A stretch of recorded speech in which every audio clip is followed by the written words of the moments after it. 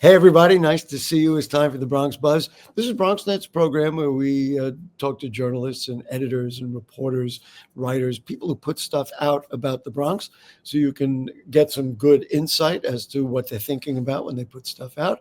And in our second segment, we have just one of the most beautiful and wonderful singers in the Bronx and doing a type of music that you don't usually get to see. And we'll do that right after we say hello to our good friend Emily Swanson, who's a reporter for AM New York Metro and the Bronx Times. Nice to see you, Emily. Yes, thank you. Thanks for having me.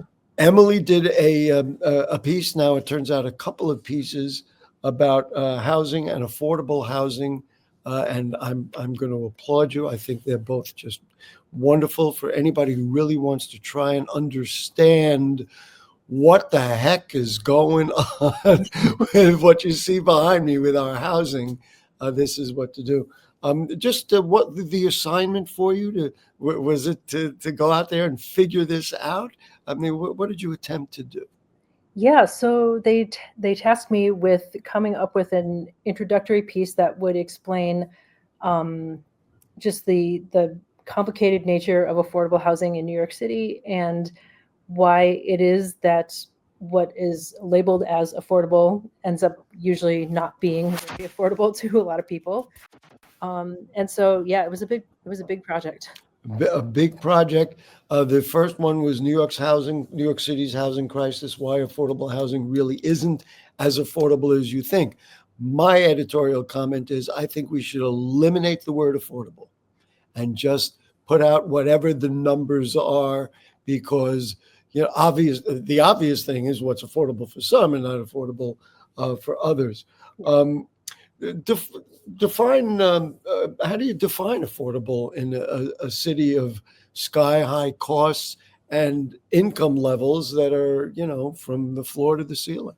Right, right, and that's a big part of the problem is that the federal government sets the income guidelines on which um, affordable housing projects are based, and so a lot of people have found that just the federal guidelines and what's called area median income does not really reflect too much of like reality on the ground, and so that's kind of like the root of the problem.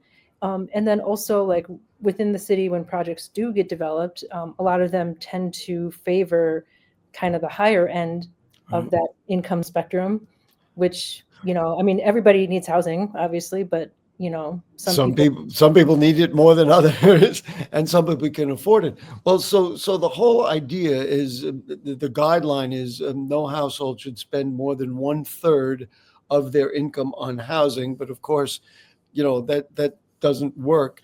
And so that's one issue, and you can say that makes it affordable or not affordable. But I wonder what the percentage of the people in this borough would conform to that.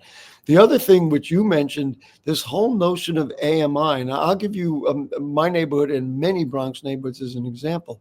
The AMI is determined by the community board. Now, a community board, especially the one that I live in, which is Community Board 8, has a very wealthier area in Riverdale and also more moderate areas like in Kingsbridge and Bedford Park, et cetera. But that means the people in Kingsbridge, that AMI includes the people who live in Riverdale. So the AMI is just not accurate for that. I mean, in other words, it's like, what is this guideline for? It doesn't really fit. It really doesn't.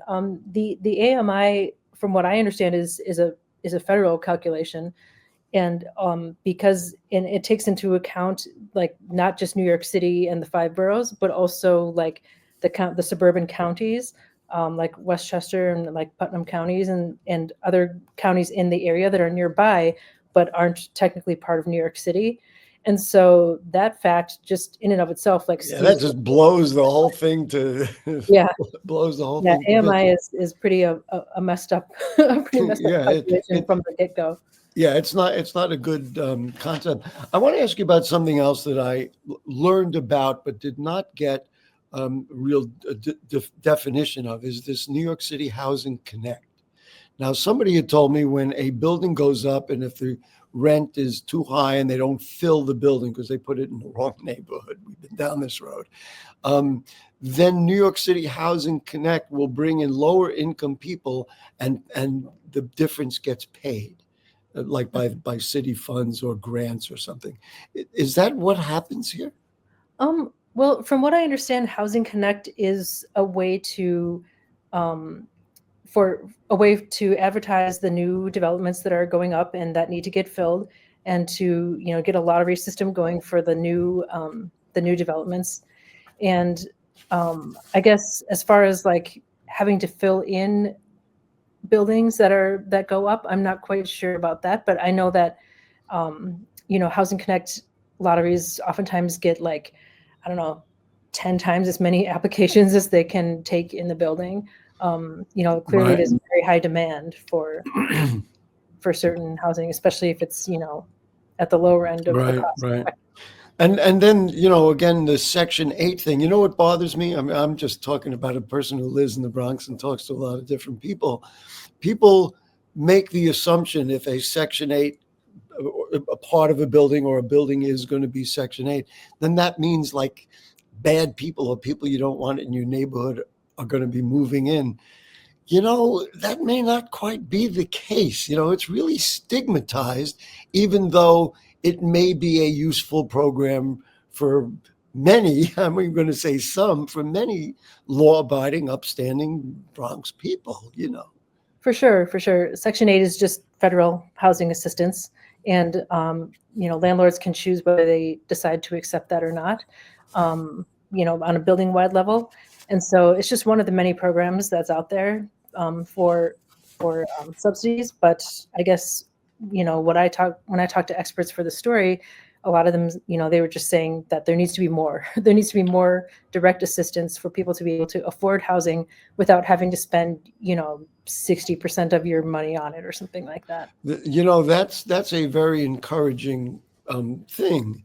Rather than say, we don't want it, they say we want more Section 8 because they recognize evaluating the population means that this is what we need to do to serve them and get them housed properly. And if you're a developer, and I know many of the real estate people who are good people and good landlords and good developers and want to do the right thing, they would like to do that without having to build something that's going to be too expensive, right? Right. I want to talk about part two. So part two is the New York City's housing crisis, breaking down what the city is doing and not doing to make housing affordable.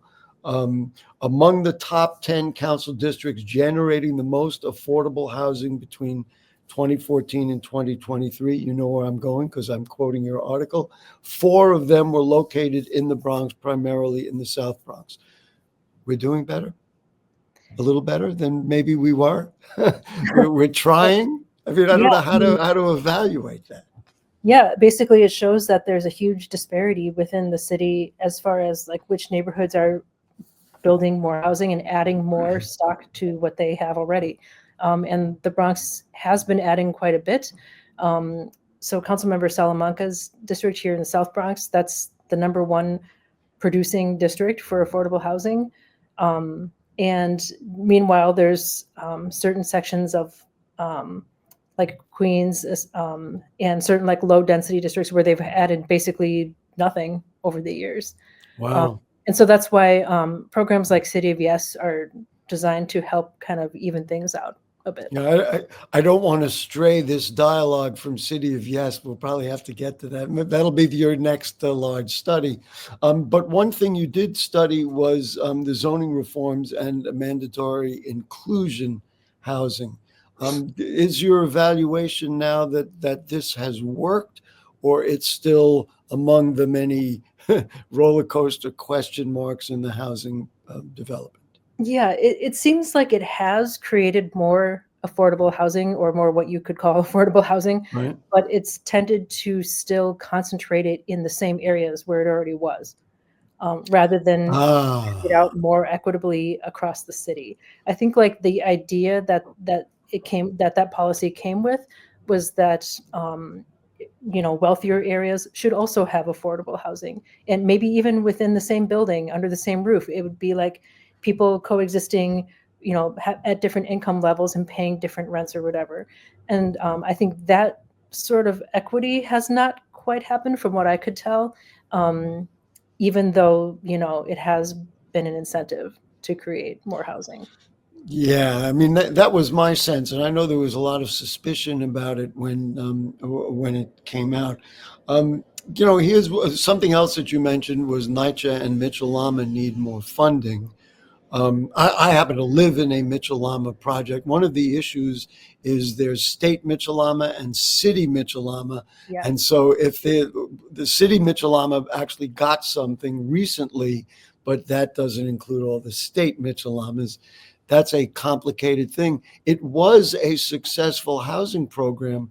I'm beginning to wonder about its viability 60 years later. Yeah, it seems that the funding has not kept up. It seems that a lot of these folks who have lived there for many decades, even in their building, they've just seen kind of more and more issues and problems in the building, and at the same time being asked to pay more and more. So it seems like, especially with Mitchell-Lama, that's a particular area of interest of mine. Is where is this going? And so I know that there's some efforts by lawmakers to reform the program somehow, like a Mitchell-Lama 2.0, they're calling it. Yeah, we're almost out of time, but I want to add something of firsthand that I know about. Mm-hmm. When they built the Mitchell-Lamas originally, they figured it was going to be somewhat transitory, that low and middle and moderate people would live there and move out, and they never planned for the buildings to get older. So then you have buildings that are not in as great shape as they once were. Yeah. That seems like it's the case. Yeah. Yeah. Listen, Emily, thank you so much for joining us and being with us and for this great work. I mean, I mentioned NYCHA, but unless that's a federal funding thing, I think, and that's way out of the realm of this particular discussion. Well, and the federal housing question is all up in the air right now. Yeah, and that will likely impact already some of the things that you have written about. Absolutely. Anyway, folks, check out Emily Swanson and all the people at AM New York Metro and the Bronx Times. They're doing maybe as great a job as those papers have ever done, and I appreciate Emily joining us. We're going to take a short break, and then a Bronx opera singer. You are going to just love her. We'll be right back.